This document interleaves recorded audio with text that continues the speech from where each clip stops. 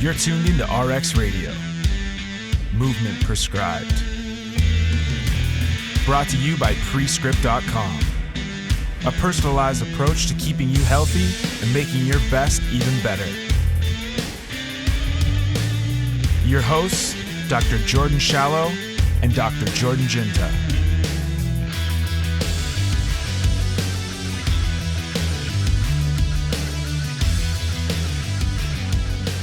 So I was having this argument with who's a wide receiver on the Browns, and I was like just in the clinic just working with this other person, and he was asking my opinion on a bunch of stuff, and it was just saying like bullshit, like how much creatine. No, he didn't ask if I should take a bath with it or anything, but he was like, what do you think of Wim Hof breathing?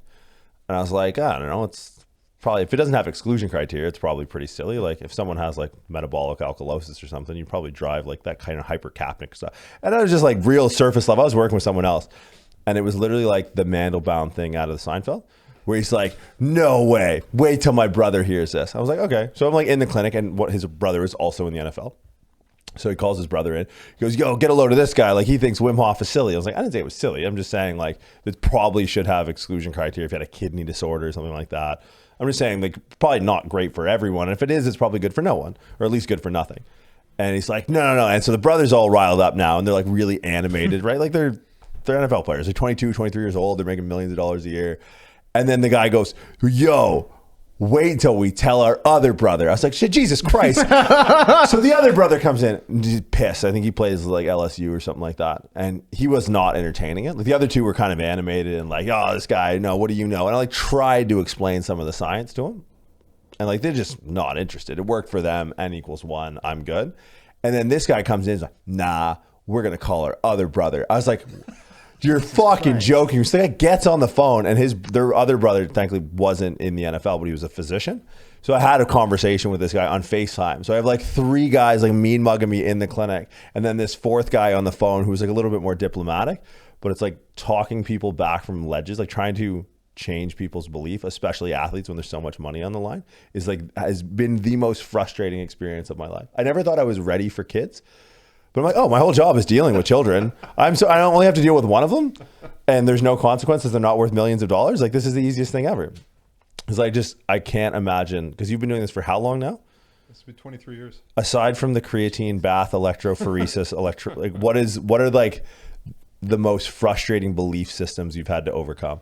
Or individual stories that you're like, dude, I don't think this is gonna. Yeah, it's a great question. You hit on this before too. I think the problem is when you're dealing with elite athletes at that level, you're dealing with a lot of people sometimes that are successful despite the things they do, not because of the things they do, or they just woke up and they were awesome. You know, like the first time they pick up a basketball, they're draining threes and they're dunking. The first time they get in the blocks, they blow away everybody in the race, and they're strong. I'm sure you're one of those guys, maybe, or everyone's got a friend like that. Like they touch a weight, and all of a sudden, tomorrow they look bigger and stronger. And I think that's the frustrating thing sometimes, is that for some of those guys, they have a hard time understanding that maybe the normal rules don't apply to them, and then maybe the things that they do aren't necessarily universally good for everybody else.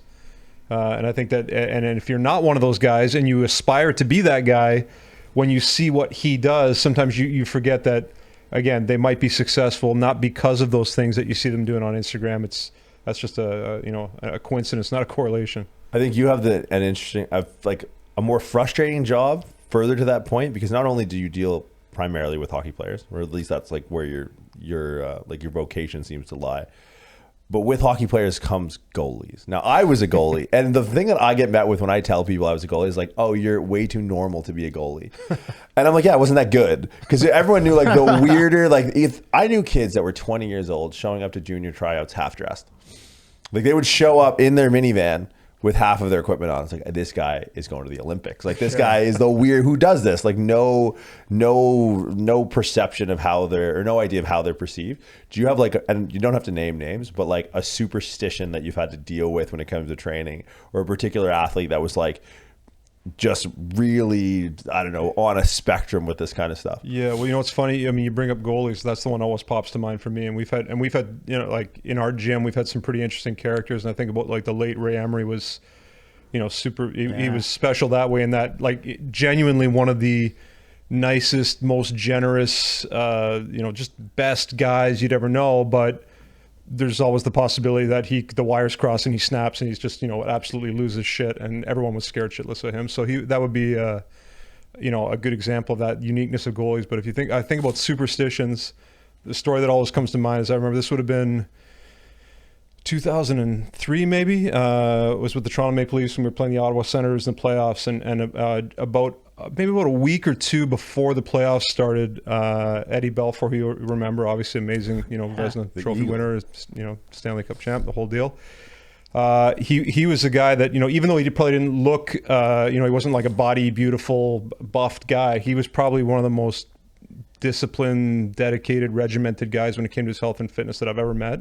Because when I had him, he was kind of in the twilight of his career. So he was doing everything he could to try to just prolong his career and stay longer. So he was on a big health kick with his nutrition. And he'd always been before I met him, when he was in Chicago, he would do triathlons in the summer. When I met him, he was kind of in that, that keep all of your shit together stage. He wasn't necessarily trying to get stronger, faster. It was more just, core stability and balance, and he did a lot of Pilates and things like that. But I remember he was really trying to dial in his nutrition, and he asked me if I would pick up during the game. He felt his energy was low, and he wanted me to pick up some orange juice for him. So he wanted orange juice. So I was, again, early in my career at that point. So especially with a guy like Eddie, I could debate the merits of orange juice versus something else. But if Eddie wants orange juice, he's going to get orange juice. So I remember I went up that day and I went up to Whole Foods up in Yorkville. And just walked in. The first one that kind of caught my eye, I'm not a big orange juice drinker myself. There's one called Happy Planet brand organic orange juice. I'm like, okay, this is good. So grabbed the jug, went back downtown, get ready for the game day. Eddie had his glass of orange juice that he felt that he needed, and then he went out and stood on his head, had fucking maybe the best game of the year. So came back in. That's amazing. It's because of the orange juice, right? Of course. I need this. I need this, right? So this is about a week before playoffs. So okay, no problem. I went up and got another one, and then we're getting ready. We start in Ottawa to start the playoffs. So I went. I went up there about the day before we were leaving, and I went up to the store and I said, hey, you know what? I better stock up. We're going to be in Ottawa for 4 days, right? So I went in and I said, I'm looking, and I'm like, shit, there's only 2 bottles of this Happy Planet brand organic orange juice. So I take them, I go ask the manager, and he's like, I think we had 2 more. So I've got 4 bottles. I'm like, okay, well, this is all he's got. And I said, is there, do you know where else I can get this? He's like, no, I have no idea, man. It's, it wasn't really a big brand for us. But so I said, okay, I should be okay. We got 4 bottles, 4 days. There's 2 games. He only drinks it on game day. Not a problem. Should be fine. So we get the first day we're there in Ottawa. It's a practice day. It's not game day. We got in early, and I walked into the rink. I remember it was actually Travis Green, who's the coach in Vancouver now. I walk in the room, and he's standing there. He was early at the rink that day, and he's drinking a glass of orange juice. And I said, hey man, come on, just do me a favor. Like that's just for Eddie. It's just for Eddie. I'll get you, if you want more orange juice, I'll get you one. He's like, okay, no problem, but I'm going to finish this glass. So, okay. I think I better hide this stuff because I don't want him to drink it. So Eddie came in and asked me for a glass of orange juice. I thought, okay, not a problem. It's his orange juice anyway, right? So I give him a glass of orange juice, but I'm like, I thought he just drank it on game days, but now he's drinking on practice. I still should be okay. I got 4 bottles. I'm good, right? And then he has another one immediately after practice. I'm like, okay, it's not a big deal. And then the next day is game day. Morning skate comes in and asked me for a glass of this orange juice. So I said, okay, well, I thought we were just doing it at game time. He said, no, I want to start. I'm going to drink it regularly now. So I thought, okay. Oh my God. The summer's good. Right, yeah, no worries. So we got through game 1, but now it's game 2, right? And I've got 1 bottle of orange juice left, but that's okay. It's like the Book of Eli. Yeah, it's okay. It's okay because that's I mix it with a little bit. We had this whole a little bit of there's some amino acids, some electrolytes, this whole little concoction with the orange juice. It was just sort of the base of the mix, so not a problem. Well, sure enough, game goes into overtime, and now I'm like, okay, so I've got just enough, right? Just enough, and I think, okay, if I can water it down a little bit and I should be okay, and then I thought, just for good measure, I went over to the Senators room and I begged them and said, hey, if you guys got something to get me a can of Minute Maid orange juice. So a little bit of Minute Maid, a little bit of Happy Planet brand, and mix it up. And I remember walking over, and Eddie if they ever did one of those like Pepsi taste test challenges, he's the guy that could tell you which one, like he unbelievable. So I handed him this glass and he took a sip and he said, did you put something in here? Oh my God. I said, no, I would never do that. And he said, like, something's off. And I'm thinking, like, half Minute Maid, half Happy Planet. Okay, but and the whole time this is going on, I remember Wade Belak was watching me the whole time. He was, yeah, exactly. God rest his soul, but. And he was laughing the whole time because he's like, "You're gonna run out. You're gonna run out." And he's gonna. And he just thought it was funny, right? Like, and I remember this. So sure enough, okay, we got through, and then double overtime. Oh God! So now I'm done. I got nothing. I got a little bit of Minute Maid, and I got nothing else. So I remember like mixing it up and like handing it to him and like turning and like walking away as fast as I could. And like in this picture, like you can imagine the heat of the moment. Like this is an NHL playoff game. Careers are on the line. Contracts are on the line. Guys are focused trying to win this game. They're talking about what happened on the last, on the last shift of this play or on the PK, what they're going to do. All of a sudden, like it was like the records, the record needle scratches, and he's like, "What did you give me? What is this?" And I'm like, "What are you talking about?" But at least I had the foresight to pour the Minute Maid into the Happy Planet brand. Right. Yeah, exactly. Good, right. Good. He said, "This is not the same orange juice. What are you?" And and sure enough, and I remember, Brian McCabe. At that point, Brian McCabe was just laughing, and Wade was laughing, and they're like, "You screwed up. You ran out of orange juice. It's all your fault." And sure enough, I mean, you were at an interesting time with the Leafs, especially because the first I heard of like nutrition and hockey players, because strength and conditioning was always a football thing. Yeah. Right. When I first heard of strength and conditioning as like even a job, it was just for football players. But at that time, and you can correct me if I'm wrong, but I remember this was where I first started getting into it. This is when Poliquin kind of broke into the scene. Now, Gary Roberts would have been the first guy that I knew outwardly facing that was like all in the Poliquin, drinking the Kool-Aid. That's what I was going to bring up, like the transition, like when Gary Roberts popped off post-injury with the Poliquin stuff. Yeah, well, because I loved the hockey strength conditioning nutrition approach before, which was more geared to like the Theo Fleury way of living, which is like, all right, we're gonna go blow the whole city up our nose. Yeah. We're gonna drink our carbs, and then we're just gonna suffer in the sauna, eat a bowl of pasta, ice cream, and then back on the ice. Yeah. Right. So like to see it go from that, and I'm sure there's still that in the league. Like I remember pulling Wellwood out of the bar in Windsor. So Eric and Kyle were both Windsor kids, and I forget who is Lundy. Who is the better of the two? Played for the Leafs. Oh, Kyle. I remember pulling him, and he was off his head, like completely off his head. And I asked him what he did in the off season. Like, and this is 2 a.m. in the morning. We're on Olette Street in Windsor. I'm like, dude, and it's middle of the off season. It's like, I think it was the year he had the highest shooting percentage. Like he shot, like, I forget how they calculated the number of shots versus the number of goals, because he was just Johnny on the fucking spot, right? Like he was such a smart player, and he was the same when we were growing up. That I played against both of them at a certain point, and he was like, "Oh, I just read." I was like, "What?" He's like, "Yeah, it keeps the mind sharp." I'm like, "How sharp is your mind that I just kicked you out of a bar at 2:30 in the morning on his a first year?" So my first year was his first year in the minors with us, and I remember at training camp that year. And I'll say this to Kyle, I have a tremendous amount of respect for Kyle. He's an unbelievable player and a good guy and a smart guy. But at that time, and I think he would admit he probably wasn't super committed to his off-ice strength and conditioning and fitness. But I think he did, I better be careful. I correct myself, but I think he did zero sit-ups, 0 chin-ups, and 2 correct complete push-ups at training camp.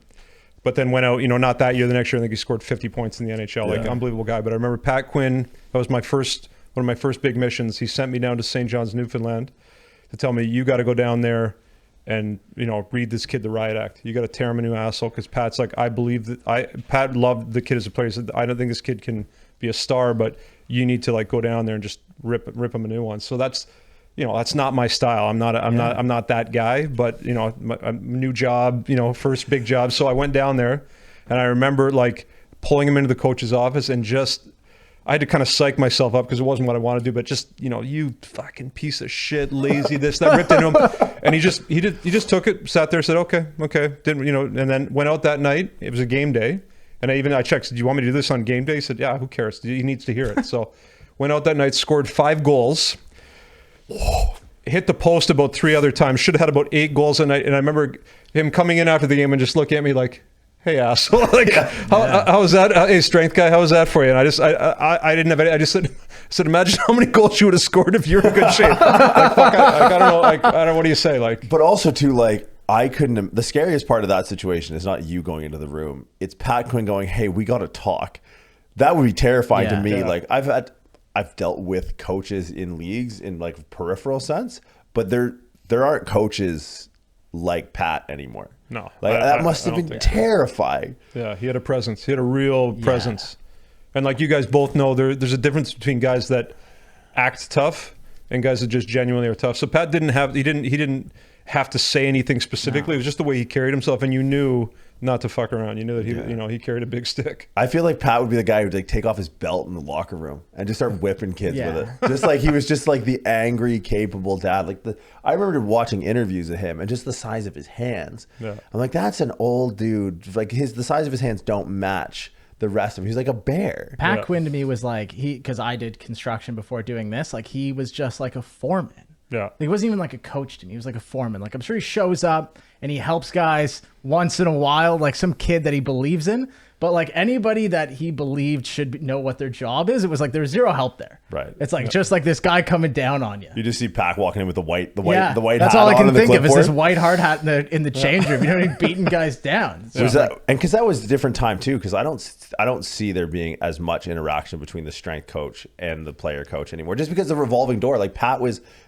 the guy, and now like since Pat left, I feel like that position, especially in Toronto, was being such a hockey town. He was an interesting guy because I remember like at the time the kind of the knock on him when he ended up eventually losing his job in Toronto was that he was kind of out of touch and gone with the times.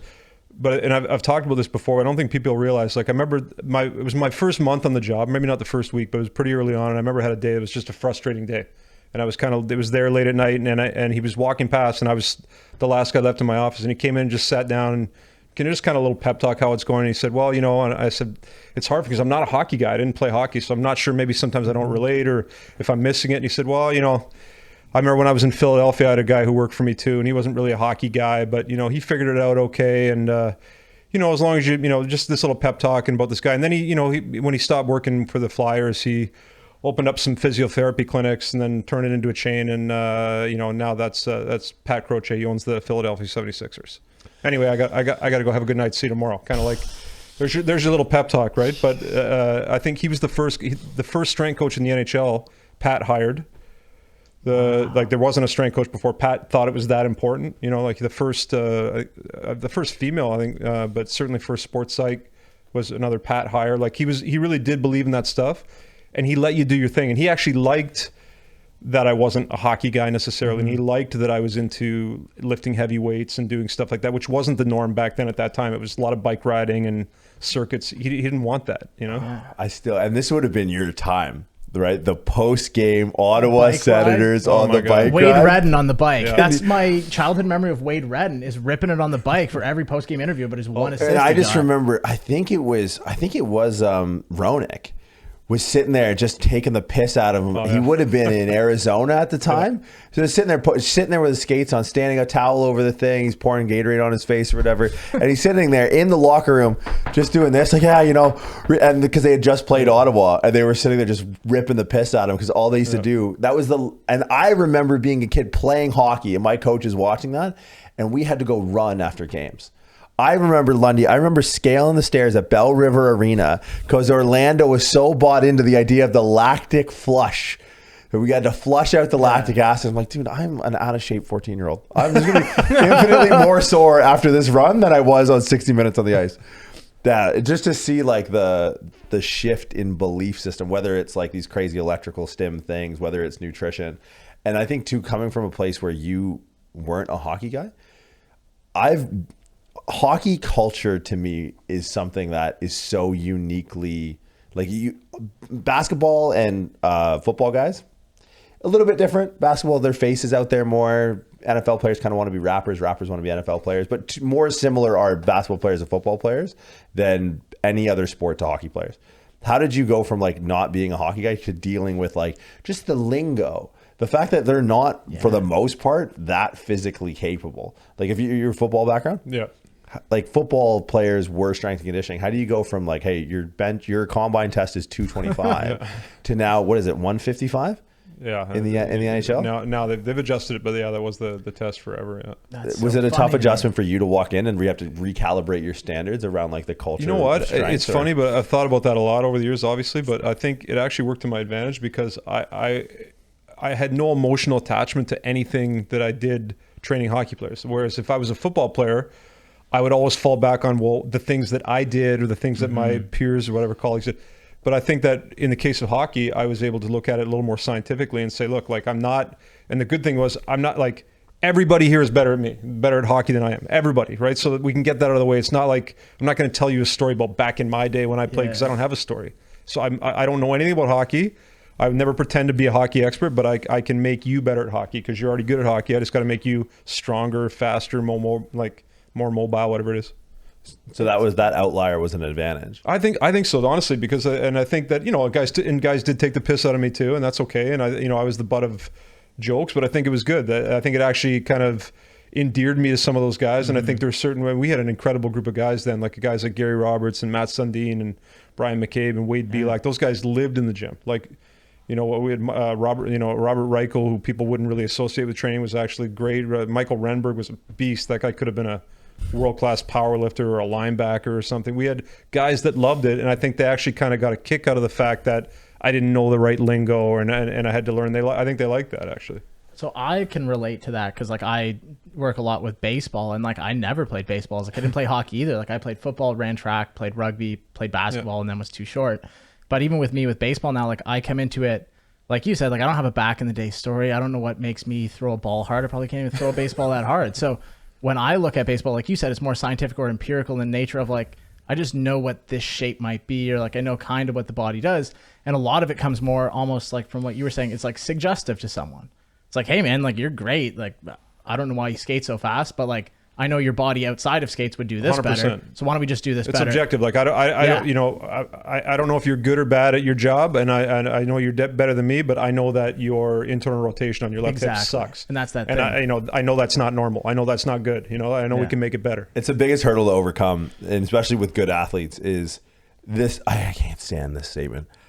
I know my body. It's like you can't know your body unless you know the body. You got to start with the body. You got to start with a royal version, like a 360,000 square foot view of the body first to know your body. Like, and that's like such an annoying statement. To go back to the point, you started with the Leafs when? 2002. Okay, now this is when strength and conditioning in hockey, to me, and everything I like about being strong, was just like completely like, this was when you don't keep your head down going over the blue line because you're going to end up like Paul Correa and back in the Stone Age. Yeah. That's like, how has your career evolved in the sense of the way you approach athletes? Because the game has changed so much. Like there's not that, like I try and explain the history of hockey to people, and I'll talk about like the Todd Bertuzzi incident. Yeah. I'll talk about the Marty McSorley incident. Like, hold on, wait, one guy punched another guy in the back of the head and then 7 guys jumped on top of that guy. I'm like, yeah, it was hockey. Like, hold on, wait, a guy took his hockey stick and then tomahawk chopped another dude in the head. Like, yeah, that was hockey. But it's like, that was hockey. Like who was it? Stevens, Scott Probert, Stevens, Al McKinnon. yeah, like, Ty Domi. How has your career, your approach changed from like, okay, these guys are proper big dudes, to now it's like, it's more of a finesse game, it's more of a skill game. Yeah.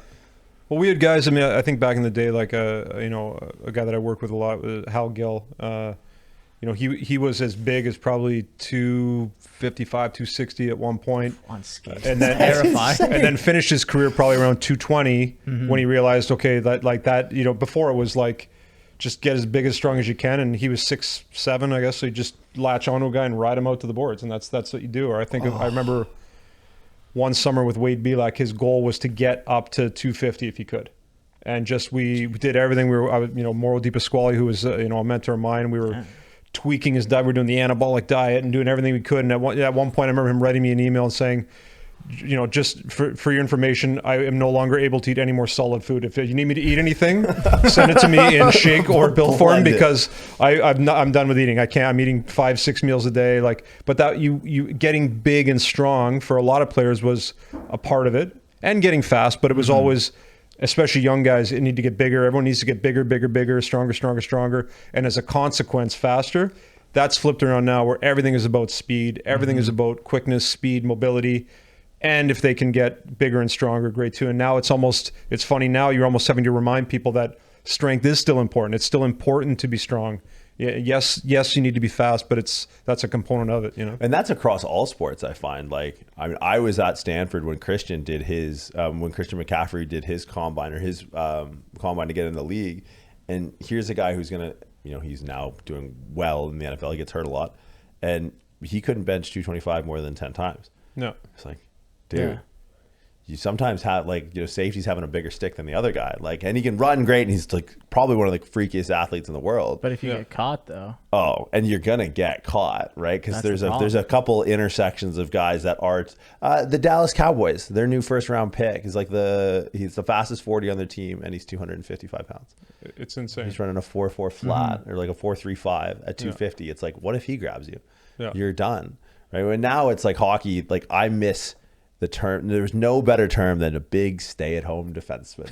There's just nothing said. Off-season training? Nah, I'm good. Chipping it off the glass. That's the jump and chase trick, right? Because I remember one year, Dustin Byfuglien's off-season weight made news. He was 270, higher 280, 285-ish. It was the point where this guy is way too big to play hockey. And now, but why? I mean, that's the thing. I don't believe that anyone should get trained to get big for hockey. If that's a consequence of you getting stronger and eating better. Likewise, I don't see a problem with a guy being 280 or 290 or 300 if he can move and do what he's got to do. And that being around the NFL, that's where you really see I've spent some time working in the NFL, and I've spent some time outside of the league with players. And this is actually a good Hal Gill story. So I had one of the Orlando Franklin, who was the right tackle for the Denver Broncos, was there training at the same time as Hal Gill. And Hal Gill was a phenomenal high school football player. Could have gone, had multiple scholarship offers to play quarterback, loves football, loves talking about it. So he was excited the one day he was training, and Orlando was in the gym. They were talking football the whole time. And Orlando loves hockey, right? Big, Colorado Avalanche fan. But I remember Hal was saying one time, like, I'd love to just one time I want to do a one-on-one. You and me, we're going to do a one-on-one. Jeez. And Orlando's like, come on, get out of here, man. He's like, no, come on. I remember I played a little rush end back in the day. He's like Al Bundy, back in the high school. He's like, just one rep. He's like, okay. So, and I remember this, and this, like, Hal came out of his 3-point in my little 900 square foot gym, out of his 3-point stance, full go. Like, this is live, full go. Orlando took it just a half a step out of a 2-point stance and hit him with it was like that Bruce Lee 1-inch punch. I just hit him with a shot in the chest. He went airborne, and he'll tell you the same story. Flew across from one side of the gym to the other. It was this is a whole different level of human being that you're dealing with. This is or maybe not even different species. These guys. No, what are you thinking when that happens? Because part of that question is, I secretly I love it, because I'm like, now you guys, do you understand? And I remember when I spent a little time with the San Francisco 49ers when it was Larry Allen's last season in the league, and this is a guy 700-pound bench presser and a t-shirt, right? Yeah. And I remember him just kind of he was and Johnny Parker was a strength coach, a legend in the business, and it was the most compliance I've ever seen on an NFL team in terms of everybody on the program doing their thing. We had a couple of guys our long snapper, maybe one other guy, but other than that, pretty much everyone did the program legitimately. And it was not everyone did the program with FMS and a couple of band things. It was guys were cleaning, squatting, going hard, heavy. And Larry was always, he'd do his things, but he'd kind of walk around, and I'd watch him on the field. He was the only guy, picture Coach Singletary were on the show. That was a serious thing. Mm-hmm. And he wouldn't be late for practice, but he's barely there, and he would kind of walk around. And then I remember the first game was a Monday night game against Denver, and I watched him on the first series pick the defensive end up by the throat and choke slam this guy in the field. And then I watched Larry the next series go out and pull faster than I could. When you see that, you're like, okay, this is a whole different thing. Yeah. And I like that sometimes the hockey guys understand that they're incredible athletes. They are great athletes, right? And there's a Connor McDavid and some of these guys, they're world-class athletes, no question. And they're highly skilled, but this is a different thing. To see a middle linebacker, I remember watching that Patrick Willis make the wrong read, take 4 steps full speed to his left, readjust, and get to the other sideline, and stop the play. There's no test for that. That's not a 40 or a pro agility. I don't know what that is. It's superhuman. Well, look at DK. Oh, it's great. 10-3-8 at 240. And then people had the balls to criticize the kid. And I come from a track background, these guys, he's not gonna. I'm like, are you guys for real? Fucking Like, kidding me? Like, he trained for this for what? Like a couple of weeks? Like, Yeah. like just do the math on the force. 60 pounds heavier than the dude in lane 3. Yeah. Who's probably going to finish last at the Olympics. Like, are you kidding me? Well, it's always interesting to see like the pendulum swing of like, okay, this is pure force, and then this is pure skill, and like how you might change your approach, because you work with at the very least DeGrasse. Yes, so I'm not his coach, obviously. I'm not. Yeah. I'm not a track coach, but I did his rehab for his hamstring tear. Yeah, so he's one of my favorite Canadian athletes. Amazing. Like when he went toe to toe and just pushed Bolt in the Olympics that one year, where like Bolt had it unlocked, but he kind of nipped at his heels, and they kind of had this moment on the track. Because to me, that's like a perfect marriage of both. Like, you got to do 44 perfect reps. Like, that's really what sprinting is, and depending on your height. DeGrasse probably more like 46. Bolt's more like 40, 41. But like, that's a perfect intersection of, you got to be unbelievably powerful and you have to be unbelievably proficient, right? Where someone like football, you can be the guy that kind of like just barely makes it to practice on time. But if your position is O-line, D-line, your power can take you where your skill might not have to be there. And then hockey might be somewhere in the middle, depending on your position. And there are like, don't get me wrong, there's phenomenal athletes in hockey that if they had decided to play football, I think of Malcolm Subban with the Blackhawks. Yeah, one of the best athletes I've ever met. Unbelievable. Like, he chose to play hockey, but he could have just as easily done something. Luke Wilson, Windsor. Lundy, fact check me on this, and just you go into your own brain, because he could have done baseball. I think Luke could have done baseball or football. He chose football. Domi was like that, I think, as a kid. Ty Domi could have had his run of football, baseball, or hockey. Played a game with the Argos. Did he? Oh, yeah. My favorite Domi story is when the guy came over the glass in Philly at him. Yeah, it's the best. Did you hear the follow-up story of that? No. Where he flew the guy out? Oh, okay. Yeah. You didn't hear about that? Yeah. Good old Windsor with Bell River, but we'll let it slide. Well, there's a great example. So I remember Ty. I mean, he wasn't always the most. He wasn't a big gym guy, but a part of that I think people didn't understand is that this guy, like, the things that he did at his size, he's not a big guy. Like, he's obviously strong, muscular guy, but a guy like Donald Brashear or some of these guys, huge human beings. George Larocque, right? These guys are 6'4", 240, lean. So his hands would be so beat up and so sore that he just did not want to lift. And he was also, he had trained with Charlie Francis for a long time. So he was very in tune with his nervous system development and all this kind of stuff. So I remember one time we were doing a team lift and the guys gave me a hard time, like, how come Ty doesn't have to do it? And I would, because, maybe he doesn't, need to, be, because I'm afraid to ask him in case, he's gonna, anyway, I finally went and got him and told him, okay, you got to come do this. And he said, fine, what do I got to do? And he saw what everyone else is doing. And I said, I can make something special for you. He said, no, what are we doing? It was we were doing single arm dumbbell snatches.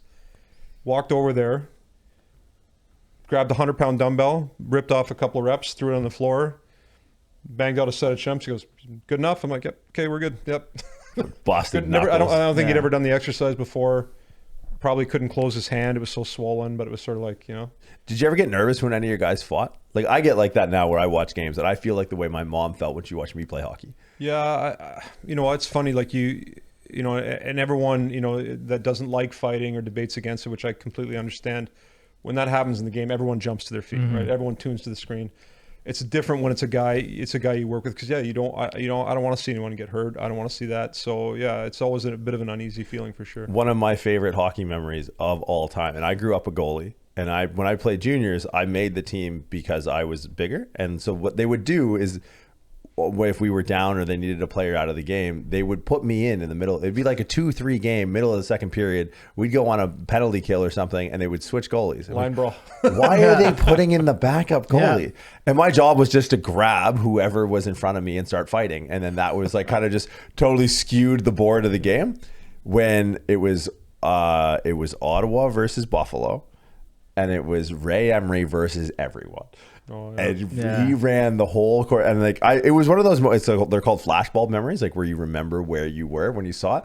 I'll never forget lifting the helmet with a smile ear to ear, and I was so afraid. With who was it? Brad May? Andrew Peters. It was Andrew Peters, right? And I was like, again, probably 6'4", 5', 250, big dude, like. Yeah, but the second anyone starts smiling walking into a fight, it's like, oh no. Yeah. And that was probably one of my favorite hockey memories ever. Being a goalie, being like obviously a huge fan, Like, do you remember watching that and just being absolutely. And did you know he was gonna just and that's keep in mind he had just finished beating the living shit out of the goal. If you've been in a fight, that adrenaline dump that you have plus the exhaustion, whatever.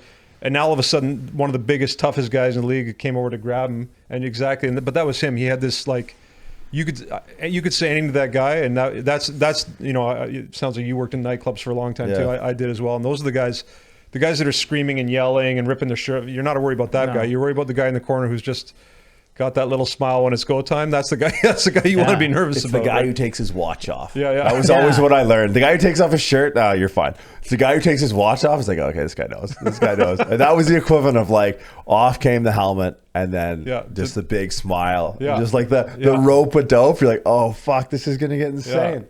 Yeah. He genuinely, you could see he genuinely enjoyed that. Okay, all right, let's go. In hockey fights, I don't think anyone realized how exhausting that is. Would that ever factor into the way you programmed for someone? It did. It doesn't now. Right. I mean, and I think Tom Wilson is a client of mine, and that's not something we ever talk about. We don't talk about training for fighting. We do boxing and MMA style training as great cross training, but everyone does that. Not just the guys. The guys do that who will never ever get in a fight in their life. Yeah. It's just great conditioning. It's great all around conditioning, but.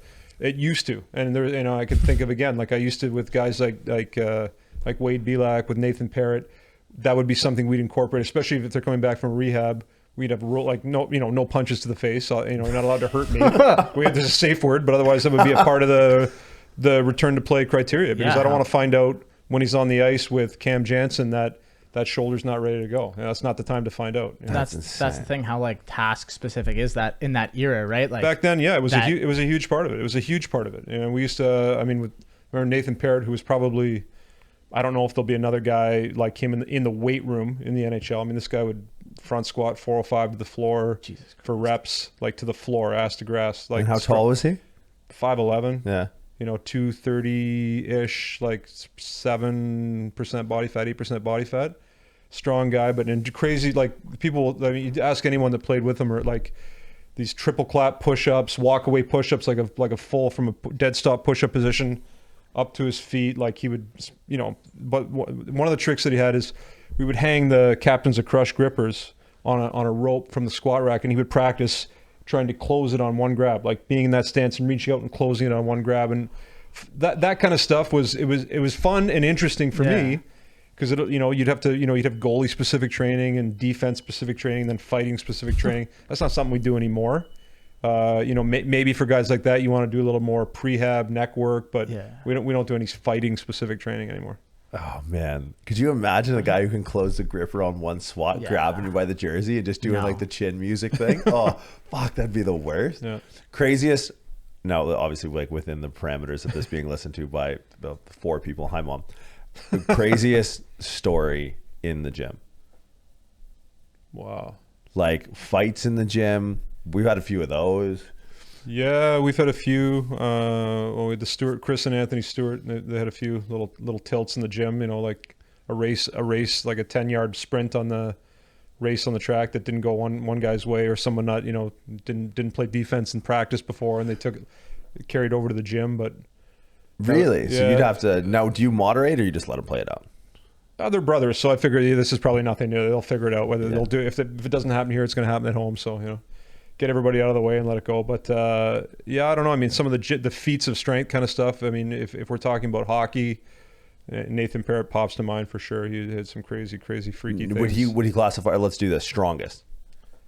See, how do you categorize strong? Biggest squat, biggest bench, fastest 40, fastest skater.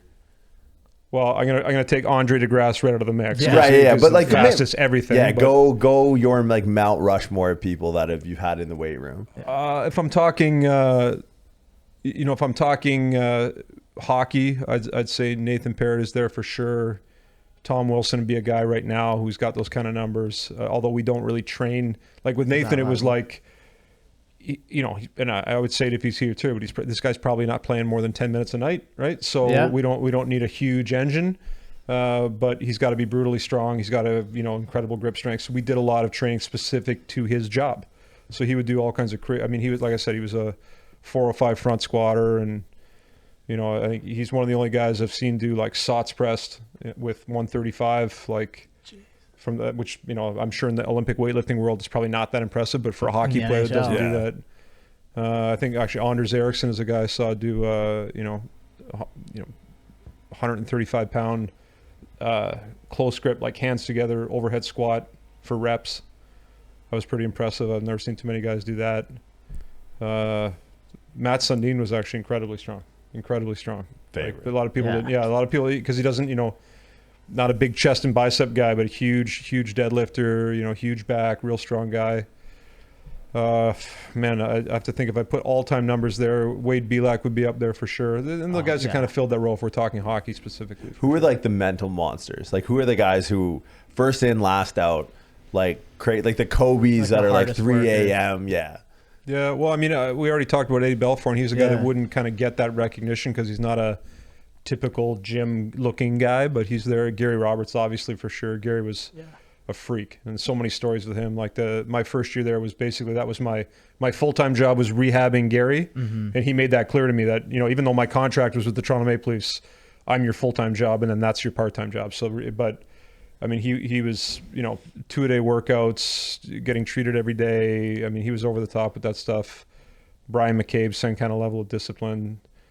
Tom Fitzgerald, New Jersey. Guys, in different ways, guys had different levels of commitment that way, you know? Now, do you find it now that you're going to get more guys in a concentrated fashion in the private setting who are more like those dogs? Like, yeah, I think you know, because they're paying to be there. So you're weeding out the guys that don't like you, don't like training, aren't that committed, because why would they pay their money if they could just go for free to their team setup or, you know, do something cheaper? So I think you kind of weed out some of those guys to begin with. But what would it take to get you back? Like, if the Leafs came knocking on your door, right, like today, to go from like the comforts of, you know, you running your own thing and all that to like, hey, we're going to go 82 game spread back on the road in the weight room. We're doing nutrition, the whole 9 yards. What would it take? Well, that sounds good already, just that. But I think, you know, to be honest with you, like, no different than either of you two guys. I think you always want to do, you want what you do to matter. You know, no one, you know, I'm not curing cancer. I watch people exercise for a living. It's not like, so you want to feel like if you're doing that, it matters, you know? So I think that you want to feel like, and that was the thing that I had with Pat Quinn. You had a guy that, you know, left you, that was your room. And you were in charge of that room, and he had respect for that, and he wanted your input on things, but you had that certain amount of autonomy and that trust to do what you do. Like I wasn't asked for my opinion on the PK or on, you know, but otherwise, you know, your opinion matters, your input matters. So I think a situation like that, I do some consulting for teams now, and one team like we discussed before, I think before we were recording, is one of the football teams I work with. I have that ability to, you know, I don't know how to be a surgeon. I can't sew a button on my shirt, but I know which surgeon would be a good one for the team, or I know which doctor would be a good fit, which physiotherapist, which strength coach. So having that ability to sort of, you know, to create a team like that would really work cohesively, that would be cool. Was it hard to leave? It was hard to walk away from? Like, well, I didn't walk. I got fired. I got told to walk away. So right, it's a bit, but in the sense of like, yeah. I mean, you kind of had your doors open. Like, you said with Pat Quinn out of the gate of like the guy who has this role in Philly is now the owner of the Sixers. It's like the strength coach in Toronto. It's like you have the key to the city, right? Like the Leafs are to Toronto much further. And I've never lived in Philadelphia, but I could only imagine that the Leafs are in Toronto a much more ascended, you know, public entity than the Flyers were in Philly. The fact that you came out as the strength coach of the Leafs, is like you had to know at a certain point. It's like, okay, I could kind of probably write my own ticket here. I think, you know what, it was. It's funny, but like it would have been a very easy job to do longer than I should have done it. You know, it was, you know, the pay. When I started, I was the lowest paid guy in the league, and I couldn't believe I got paid. I mean, it was like a joke. You know, like you get a paycheck every 2 weeks to like hang out with these awesome, not just. I was never a Leaf fan necessarily, or you know, even a huge diehard hockey fan. It wasn't about being with, it was just being with a group of amazing guys. Like we had, I think that my first year we had 6 guys on that team that either had been a captain somewhere else or went somewhere else after our team and became a captain, right? They're just incredible group of guys that love to train. Like to be with that group of guys was easy to do your job. When you do it in Toronto, like you said, it's the cool factor is huge. You don't wait in lines, all this great stuff. So it would have been easy to just kind of mail it in and keep going after a while, But by the end of my time there, I was the highest paid guy at the end of the road. But I didn't have that same type of relationship that I had with Pat. I didn't have that same level of input. I didn't have that, and it was a different group, different environment, and it wasn't as much fun. So I think it would have been easy to probably do it forever. But if I hadn't have left, I would have, there's a lot of things I would not have done that I did. So I'm pretty. Do you feel like you're just from a pure technical perspective? Because I know strength coaches that have been in leagues for 4 years, and it's like, oh, there's no growth. It's like getting a 10-year professional position. It's like, oh man, because they kind of know, you get out of college, maybe you do like an internship somewhere or a GA-ship, then you get into the pros. It's like once your hand is stamped, then you're just commoditized around the league. It's like you'll always find, oh yeah, I worked with him. He was an assistant. Now he's head guy here. Yeah. Hey man, can I get on? Do you feel like that was better for you from just a pure skill set standpoint? Absolutely. And that was the thing. I didn't apply for the job with the Toronto Maple Leafs. I haven't applied for any job I've ever gotten, whether it was, in pro sports or anything else. So I think for me, it was because I never aspired to do that. I aspired to be the best that I could be. Right. Mm-hmm. So I think when you get to a point where there is that sort of ceiling about, your input is limited, your impact is limited. And if you just don't rock the boat, just be a good guy and don't push anybody. Don't let the players do what they want. Don't put your foot down. And as long as you're doing it, in my case, if put all the guys on the bike and make them ride the bike all day, and then supervise the bike rides. If you do that, be a good guy, show up on time, you can keep your job forever. That wasn't what I wanted to do in the first place anyway. Yeah. And I think you can get complacent. And I think when you're private, it's a whole different story because you can't mail it in. Yeah. The guys just don't come, and they're paying good money to be there. If you're not delivering the goods, and that you work privately with guys that they have access to unbelievable facilities and strength coaches, but they seek your guidance, outside of that. So because you're constantly elevating yourself. So is it not a tough sell, but now you must be pretty specific on who you work, because you can choose, right? Like if your guy comes to you and he's got a bit of a reputation, you could probably push people away. Yeah, I think it works both ways. I think we have we kind of attract a certain kind of guy that maybe wouldn't go somewhere else, and we know we're not, we don't yell and scream. I'm not a hard ass, not like that at all. And we're not there's walking around with you in this place here. This is there's some serious motherfuckers in this place, right? That's not I beg to differ. I think what you guys do, but you know what I mean. I think we attract guys that want to roll up their sleeves and get to work. We attract guys that like authenticity, that kind of the straight goods. That's what we deliver, and we have a certain, some of those guys. We've got a certain kind of guy that is not shy about doing hard work, is not shy about being held accountable, is not shy about us being honest with them. And we still have fun, and we keep it light when we can, but that's just our style. And we turn away more guys than we take, but I think you also just sort of, after a while, you develop a reputation for that's the kind of stuff that they do at that place, Do you now working again, consulting with football, do you think your time in hockey changed the way you view football? Because you came from football originally to hockey, now you're back into football. Yeah. Do you have a different lens you look through now, having worked with a very different sport? That's a great question. I think it showed me that I should always have taken a scientific approach. And before I worked in hockey, when I first moved to Toronto, I had a business much like I have now, but it was only football players. I remember it was actually Steve Steos, who's the president and GM of the Hamilton Bulldogs. He was my very first NHL client, and he came to me. And he sort of knew, he had heard about me from other people, and he had two cousins. One of his cousins, one of the best football players ever to come out of Canada. He had another cousin playing in the CFL at that time. And I remember when he called me and asked, I said, "Sorry, buddy, I don't train hockey players. I just train football players." And he said, "Well, you know what?" And he said, "You won't train a hockey player." And I said, "Well, no, it's not that I'm honored that you'd ask." I said, "But you should go find an expert in hockey training. I know I'm an expert in football training." And he said, "Well, I've been doing hockey training my whole career and it's not really working, so maybe I should try something else." The level of humility in that statement is unbelievable. Because it's a competitive landscape now with the emergence of the internet and all this stupid shit in front of us and all these monitors and all that stuff. But I don't know a single person who would say, met with that opportunity, now Yeah. that, or even maybe then, that would turn that down and be like, no. You know what I think, honestly, and I appreciate. Thank you. I appreciate that because I was raised to be that way. But I would say this is that it's more a case of very early on in my career, like I would spend 2-3 days a week at the track with Charlie Francis, and then I would go 2 days a week and work with Morrow. And when I had free time, I would hang out with Ken Kanakin and RX'D. Like I was, so when you see. And like, you know, like I could walk into, I remember early on in my career, that was my thing. Like I wanted to be stronger than all my clients. Mm-hmm.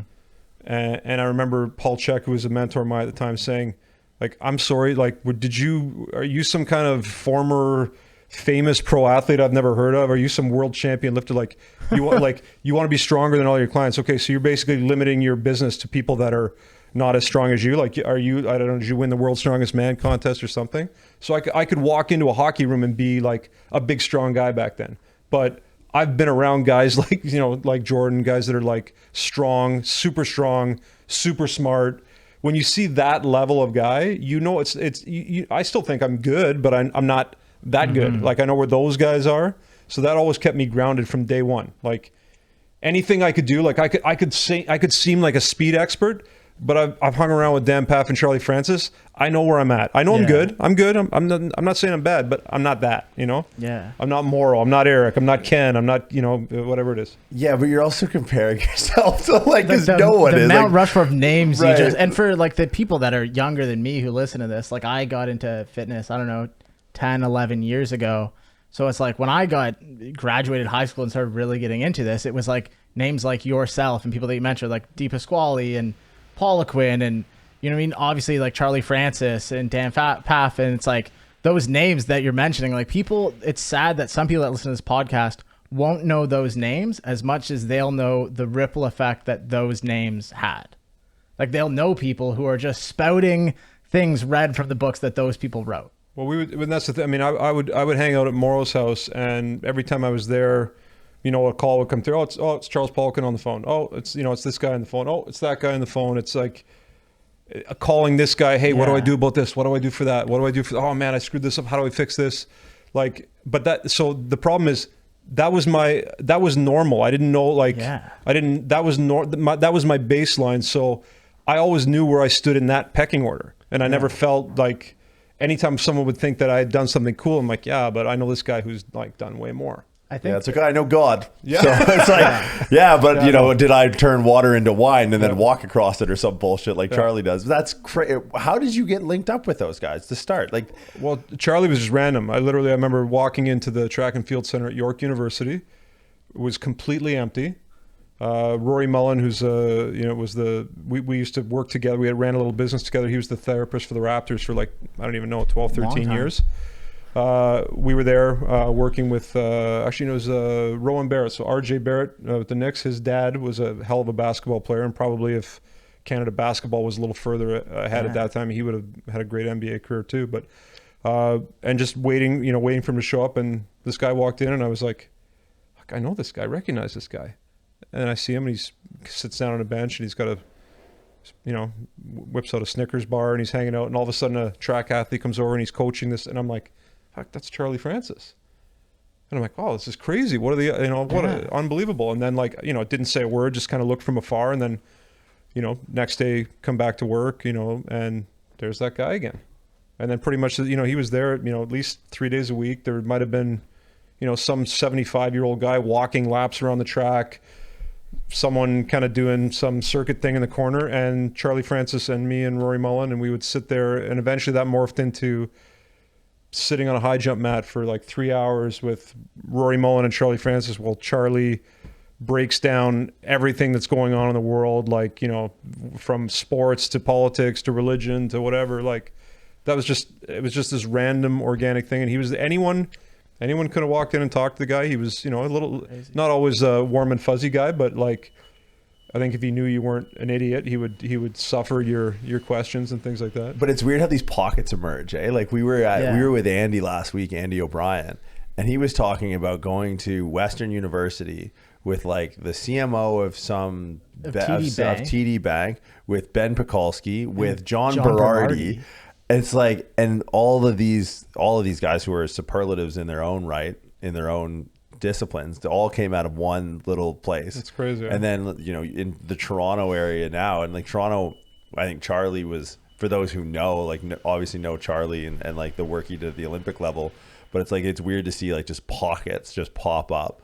Now I don't think we're going to get that anymore because of the internet, but I think the quality suffers because the discussions that you have in a comment section, right? The idea of sitting like on a mat with Charlie fans just for 3 hours is I mean, I can tell you, I mean, that's a part of how I got my job with the Leafs. I can tell that's exactly how I got in with the 49ers. You know, Dwayne Carlisle, their assistant strength and conditioning coach, flew to Toronto to meet Charlie and hang out with Charlie. And while he was out, Charlie said, "Hey, you got to hook up with this guy," and connected me. You know, like Daryl Eto, who's a guy that, you know, in the professional sports strength and conditioning world is an absolute genius. He started what is now Exos with Mark Verstegen back in the day. Mm-hmm. Same thing. He flew up here to go to the Swiss conference with Ken, came a day early to meet Charlie, met him through Charlie. So many of these guys, Fergus Connolly, guys that I've met now, that it was the same thing. It was just by default.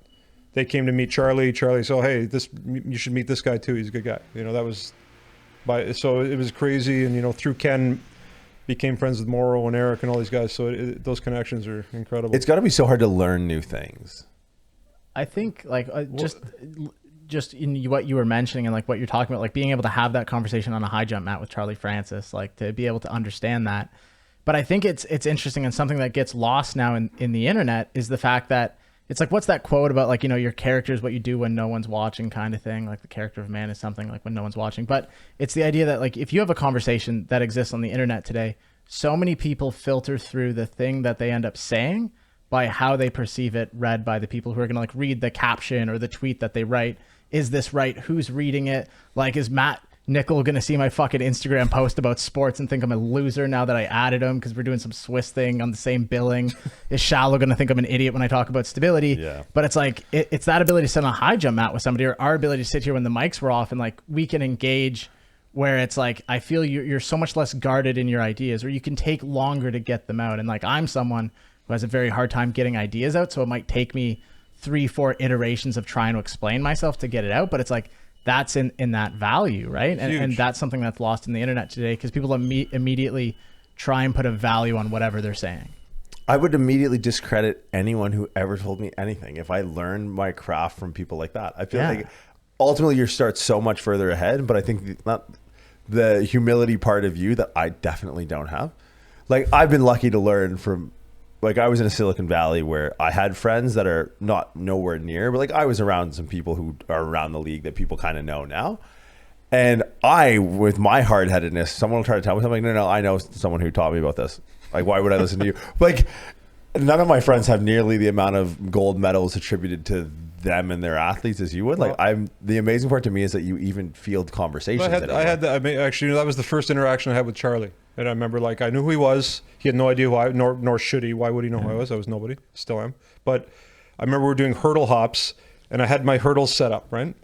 And I remember Charlie, and I could see that he always had this sort of judgmental look all the time because I had this big group of football players, and we were doing sprinting and drills, and it's a little bit nerve-wracking because I'm doing sprinting drills, and there's Charlie Francis. But you know what? I'm their coach, so I'm not as good as him, but I'm your coach, so it is what it is, right? And I remember one day setting up the hurdles, and he looked at me and he said, "What the fuck are you doing?" And I go, "We're doing hurdle hops." And I'm like, and I started into this explanation about why we're doing the hurdle thing. He's like, "No, the hurdle." He goes, "What the fuck are you doing with the hurdle facing that way? You got to turn it around because if they hit it, then it won't fall over." I'm like, "Oh, okay."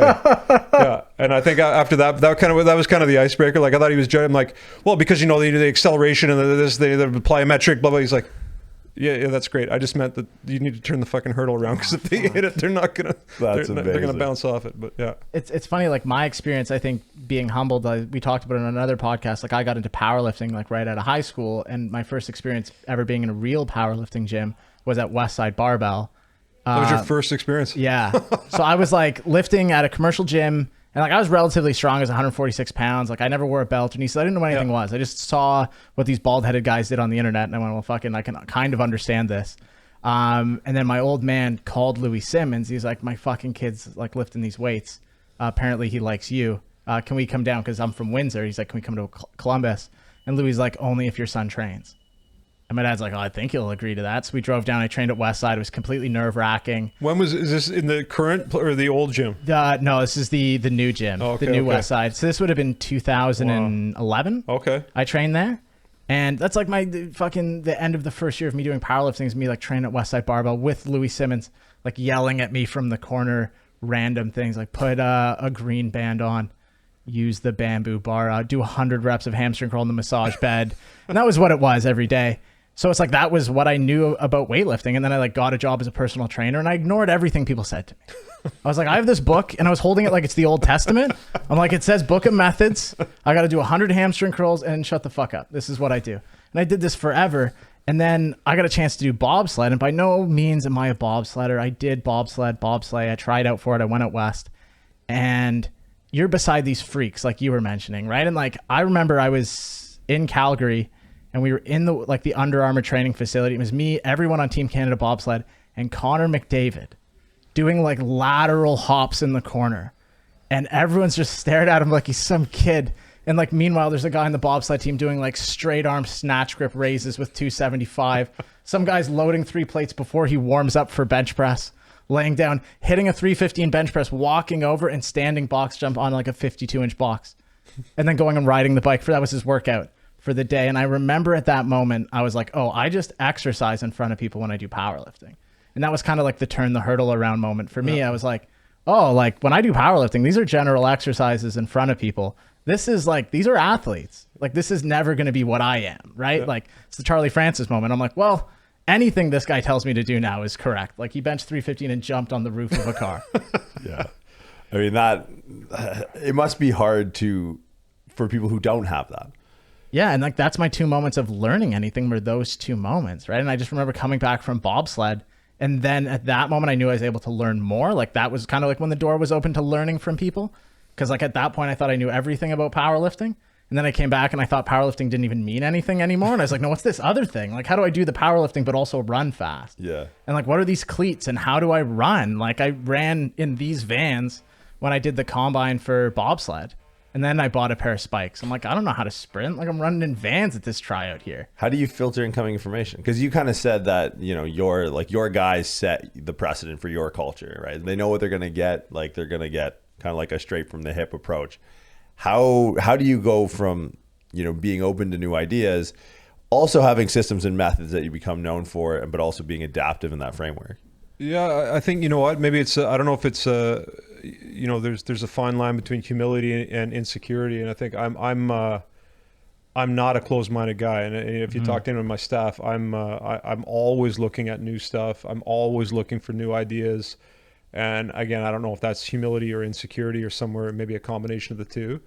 Part of it, I think it's important with my pro athletes. I mean, full disclosure, I mean, I think you could make a very good case for, you know, there's a guy actually, Peter Ingleton. I don't know if, but like, you like, it's just a, you know, one of the, it's funny, all the bad things about social media that I generally, you know, I'm generally not a huge social media fan. I think a lot of it's garbage and bad and blah, blah, blah, all the negative stuff. But, you know, you meet some people that you maybe otherwise wouldn't have crossed paths with. And, you know, we have this debate all the time, and you could make a case for you could just pick an exercise, squat, front squat, deadlift, whatever you want, and just do that. And you could periodize that. And that was, you know, Tudor Bompa, when I did my master's, he was my prof. He was my associate prof. The names. But that was his argument. It's like, you could literally just squat. Like, not saying you should, I'm definitely not saying you should, but theoretically you could, and you could periodize the load, and you could change the stance, and you could change the this and that. I think with for my sake, with pro athletes now, then you've both have realized this now. We're passionate about, I love lifting weights, and I'm weak now, and I'm fat and I'm old, but like, I still like, whether it's the social aspect or maybe that's my meditation, or I don't know what it is, but I like going to the gym and lifting barbells and dumbbells. I just like it. Some people like golf, some people like fishing. I like that, right? That's fine. But I think with athletes, we forget this is a means to an end. Like, when they're not in the gym with you, they're doing cool shit with cool people, and then they go play their sport and score touchdowns and score goals and all this stuff. So if you don't keep the training somewhat interesting and fresh and try new stuff, you're going to lose these guys, especially the young guys now. They've got like the attention span of a mosquito. Like you need to. So I'm always looking for new ways. If nothing else, at least it's a little bit different. It captures their imagination. They relearn something. Now all of a sudden, it's not the thing I did before. I have to pay attention. It's a new thing. But I really believe that new stimulus and this, again, I'm dating myself, but you go back to the Charles Poliquin about like East German research that nobody has read, that's locked in a vault somewhere in a bomb shelter, says that you must change the exercise every 3.2 weeks and like all this bullshit, right? But like I bought into that, but I think I still change exercise every 3.2 weeks. Exactly, right? But I think there is value in like changing it up and doing different stuff and not being complacent and never feeling like I have all the answers. So I think I try to stay open. Well, and I think too, the value, and not to double back to the conversation with Andy again, but how much do we actually know in the domain that we think is the coolest thing ever? Like you kind of put so many other horizons outside of powerlifting once you saw the guy hit the 350 and the 52-inch box jump, and then also saw the next prodigy of hockey doing lateral striders or whatever. So you just start layering on and seeing these horizons that you hadn't seen in the past, but realizing that even in the domain and the horizon within our own domain, we know so little. There's like humility that all strength coaches have to come. And again, sitting with someone like yourself or sitting with someone like Andy, who've kind of taken this passion into hockey, and to have you guys go, I don't know, ballpark, best guess, this is what we're dealing with. They're like, oh, so shit, we can't even, landscape or navigate our own landscape, let alone like, especially now, like you said, the attention span of a mosquito. Like if I don't know what Twitch streaming Call of Duty is about, or like who the latest fitness chick Instagram is, I can't hold a conversation with one of these guys. So it's like you do kind of have to, play the where's the lady, the 3-card Monty to kind of keep them guessing. Like, oh, it's not there anymore. It's like, wait, I thought I had all this guy's moves. Yeah. So it's a really interesting, because that's what a coach to me is, right? And there's a lot of trainers out there, and that's fine. You want to count reps and sets, but it's like the coach is going to look past that and like look, yeah, you could just periodize squats at the end of the day with this guy, maybe just do that, but also know that like he's gonna be going to Turks and Caicos with Drake next week. So how much does your squat periodization really matter in the context of strength and conditioning, lifestyle, all this other stuff, but also like how much do we even know about strength and conditioning to begin with? That's funny. So, but if I said the name Buddy Morris, you probably know him. Of course, so, he's I remember in Arizona. Yeah. Are you kidding me? Legend. And so, and I remember the first time I heard him speak, and he's a big Charlie Francis guy. So I'm like, okay, perfect. And this is, as a young coach, I want to go listen to people that reinforce everything I already know. Yeah. I want to listen to people that are going to tell me things that I already know to be true. Come on our podcast? And just exactly right. But like, so I remember sitting there. I remember one of him telling me that the way they scheduled their microcycle of the week. Monday was like upper body hypertrophy day. I'm like, what? I thought you were like I'm like high, low, like, highest CNS demand down to lowest. Like that's the scientific way. I remember asking him about him after, and he's like, yeah, but see, here's the thing. Half of my guys go to Vegas on the weekend. I don't know if they're coming on Monday. If they do come, I don't know if they've slept. I don't know if they're just coming. I don't know if they came straight from the play. Like, so Monday is a crapshoot. I don't know what I'm getting on Monday. I don't know if these guys rested all weekend, partied all weekend. I don't even know if they're going to be here. So I make sure that Monday, I never sacrifice Tuesday is my day. Yeah. Because even if they did go away, I know that Monday they got their shit together. They're back in the cycle, and they're going to show up guilty on Tuesday, and they're really going to give me. So Tuesday is my day. I'm like, this is brilliant. That's brilliant. Like.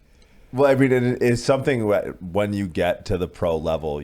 They have the resources to make these terrible decisions where it's like college. And we have a friend of ours who actually did a podcast with Buddy in Arizona. So Corey Schlesinger. I know the name. Yeah. So he's a strength coach. We worked together at Stanford. He's a strength coach at the Phoenix Suns now. And, we work together in the university setting, which is like now with the new way the bubble works with, especially in the NBA, what is bubble pro strength and conditioning, but college strength and conditioning? It's the same fucking thing. College is this giant bubble, and the Suns came out of the bubble undefeated, right? And they're making a playoff run right now.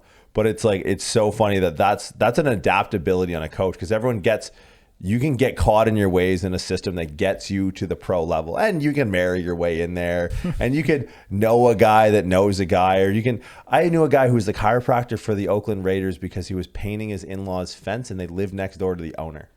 And that's how they cracked a few beers at the end of the day, and all of a sudden he got the job. And it's like, and if he's listening, you did not deserve the job. But it's like, the guy didn't know his ear hole from his asshole. But it's like, but you can get there with some sort of system. Like, this system has carried me here. And then once the guys come in from Vegas at the weekend, hi coach, it's like, oh Jesus, it's like, this guy's been blown for 3 days. You can kind of take your model. You do see that. You know what? That's the thing. I think you do see that in team jobs, in both in the pro setting and the college. And that's a college thing. Like, I remember Charlie had that comment one time about some guy who was he's a speed guru, speed expert. I was showing Charlie this thing. I'm going to this seminar on the weekend, and this guy, I'm not saying the name, protect him. I just genuinely don't remember the name. And this guy's a speed expert because he was at, Miami or Florida State. He goes, speed expert. He goes, every year this guy gets 20 guys that show up on his doorstep that run a 4.4, and 4 years later they run a 4.39. Like, what the hell did this guy? Right. What did this guy do for like every year? You get 20 new studs, and if you crush half, it's like the old Soviet training models, right? Yeah. You could be crushing and ruining world-class athletes every year, but it's okay because you've got like 1,000 more next year. You got this massive machine pumping them in. And I think you can sometimes, that's the thing, you can get caught up in what I do works. Yeah. Well, how do you know if what you do works, right? You got these kids, in a college setting, you might have, maybe they're there for 2 years. Basketball, maybe they're there for a year. Crazy. Yeah. How do you, as long as you don't break them in that year, you might be doing things that will, lead to them being broken 3 years from now, but that's not your problem anymore. That happens somewhere else. Or in the pros, it's the same thing, now with all the rules around OT. I mean, in the NFL, OTAs, I don't even know how you, okay, these guys fly in, okay, you haven't seen them, okay, now you've got 2 weeks to train. Yeah. What the hell is that? What are you going to do? Oh, it's the Buddy Morris Monday training session for 2 weeks. Yeah, and that's if they're smart. Yeah, and this guy's been training, doing all kinds of weird, this, whatever the hell he's bullshit. doing. Yeah. This guy's training like a power lifter. This guy's been training like a bodybuilder. This guy hasn't been training at all. And now you got 2 weeks to take all that and make it homogenous. It just doesn't make any sense. Well, there's even there's models in baseball that I think work so counterintuitively to how they would work, where they scale what you do in the weight room to what level of development you are in baseball, where the guys in the lowest development league of baseball do like bird dog rows, single leg work, stability machines, but the majors all do like maximal effort barbell lifts.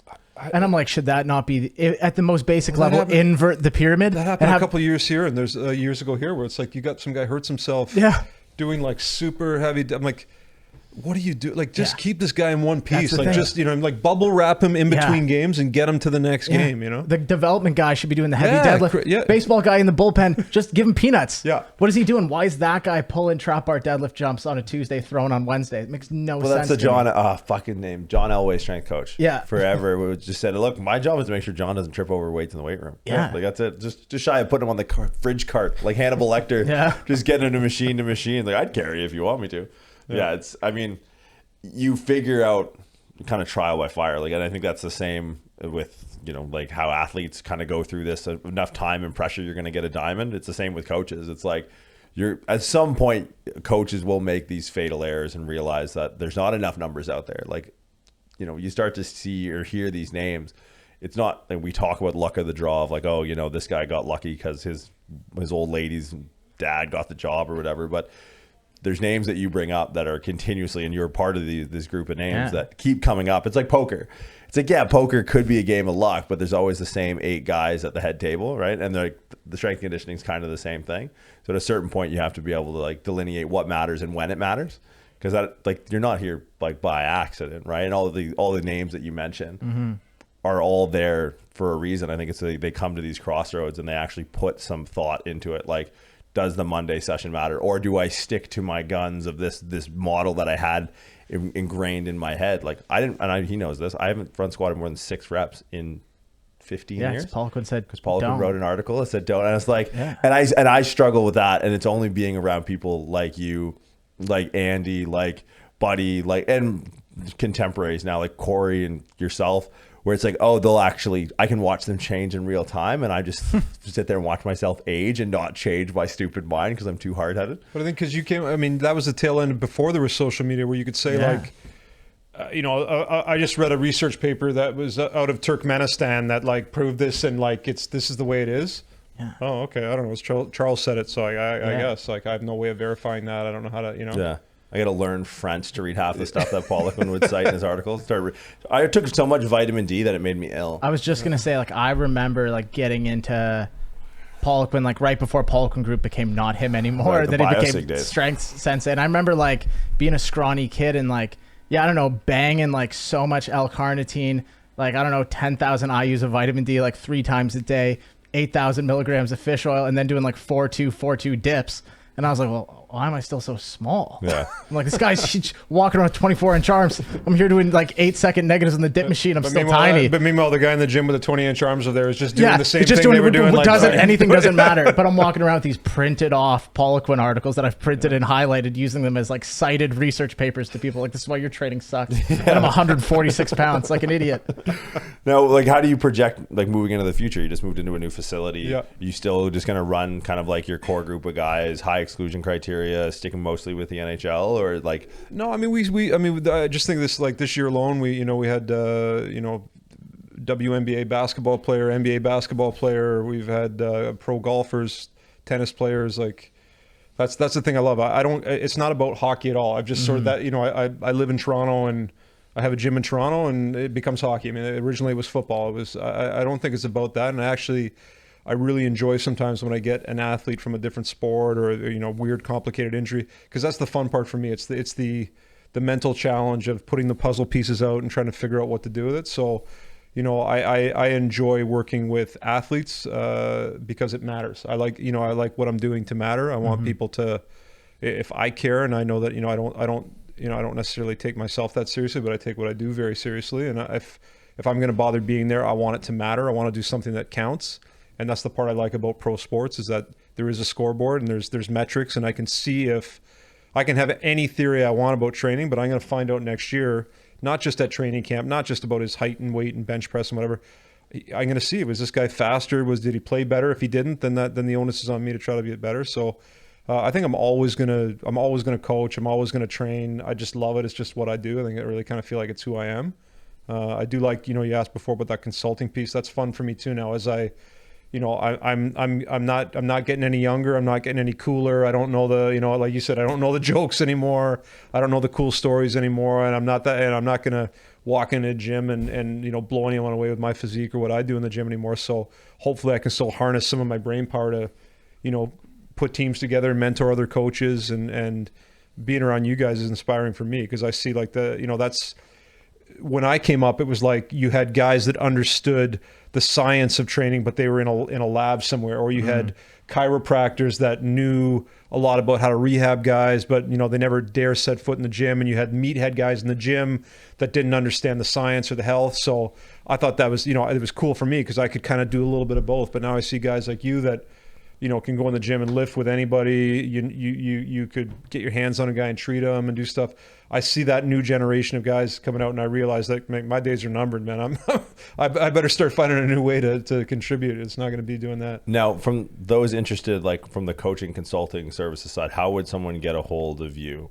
Yeah, I'm on social. I got a website. It's just my name. It's pretty easy, but we're not. It's funny. I've never advertised or promoted. It's all sort of word of mouth business. Usually, people know someone. Either their agent knows some, or they know a guy, and it kind of works better that way. I just feel, maybe it's me. I like setting the bar super high, and I like for those guys to not just to get there, and then when they get there, setting it once they're in and they decide they want to come, I set it super low. Like, you're probably not going to like it. We do a lot of boring shit. The first phase of the summer is like almost like rehab. You got to actually come. There's some guys, I'm not just going to give you a program and go do. I actually want you here. I want to do it. I like coaching, for right or for wrong. I still like being there doing the stuff. And we kind of make it so like that if guys get past all that, then I know it's going to be good. Okay, so before you message Matt, message me first, and if you're fucking Jerry, I'll tell you to fuck this off. is my new agent right here. There you go. Yeah, we're just a goon squad now. Yeah. Via this guy. I think that makes us your secretary. I think that's what it does. But dude, I appreciate you taking the time to come on. Oh, it's an honor. Share some of the stories. This is I mean, I know I'm gonna call my mom after this and be like, Mom, guess what Ed Belfour did? Eddie, the Eagle. Yeah. Oh my God, did he know Brian McCabe? I just love Brian McCabe. He's so handsome. So Louise Shallow, thanks you in advance for this, man. I appreciate you taking the time. Yeah, thanks so much. All right, guys, that was a blast.